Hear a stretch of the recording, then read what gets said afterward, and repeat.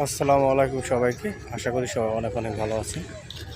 আজকে ওনাকে বলেন চট্টগ্রাম ডিভিশনে ফৌজদারহাট এলাকায় ডিউটিতে আসছে আমরা সহকারীরা মিলে।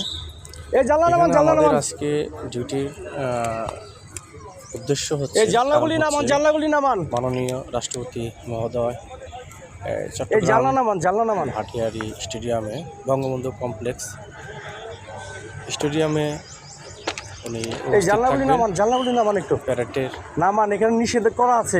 পরে আপনারা এক স্টেশন পার করে আবার জানলাগুলি খুলে দিন। আপনি নামান, প্লিজ নামান। রাষ্ট্রপতি মহোদয়ের নির্দেশ করা আছে, নামান। এরা আসলে কথা শুনে না তো, দেখতে পাচ্ছেন এখানে আমরা এরা তো কথা শুনবে না তো কারো।